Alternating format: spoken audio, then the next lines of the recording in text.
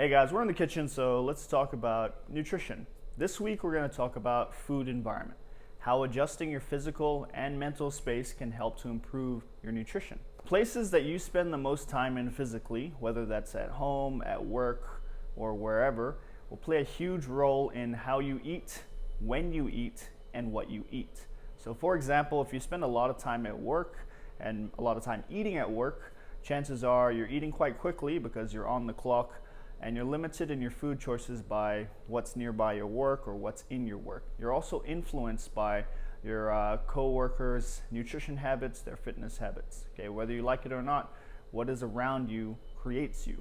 So adjusting or changing your food environment starts in your kitchen. As John Berardi puts it, if there is a food in your house, you or someone you love will eventually eat it. So one of the most effective ways to stop eating, say, trigger food or red light food as we call it, is to get it out of your house, okay? Whether that's eating it all or giving it away or throwing it in the trash. So red light foods or trigger foods are typically foods you historically overeat on, okay? And these are mostly, these tend to be processed foods, okay? So once you remove all those trigger foods or most of them, you're gonna try and replace them with green light foods. These are foods that you want to eat more of, whether that's fresh vegetables, lean protein, healthy fats, good sources of carbs, and you're going to try and place those foods in plain view or places you can see them a lot. So fresh fruits would go on the counter in plain view, so you walk by it every day, remind you to grab a banana or an apple or anything. Fresh vegetables would go on the top shelf of the fridge to remind you to eat them or cook them in some way. Okay, you can even do this with other habits that you hope to cultivate in your home. Okay, if you want to read more, put more books around the house. If you want to cook more, put more cookbooks in plain view, or put cooking utensils on your counter to remind you to cook more. Okay, if you want to work out more, place your gym bag by the door or ready to go to kind of trick or trigger your brain to remind yourself that yes, I got to go work out.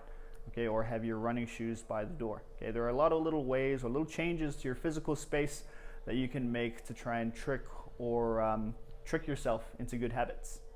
So next up is changing your work environment. Okay, if you tend to snack a lot or eat a lot at work, preparation is the key. You're going to try and start taking more meals and more snacks to work so that you have control completely on how you eat and you're not swayed by the whims of what's available at work.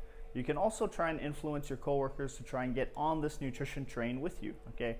Invite them out for a healthy lunch, invite them out for a hike or a workout after work, okay? If you have a lot of support from work and home, you're more likely to stick to these changes that you're trying to make.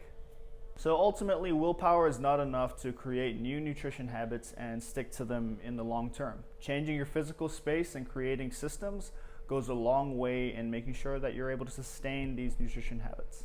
I hope this helps, and in this week we're going to go more in depth into the kitchen cleanup and do a mini tutorial on it. We hope this helps.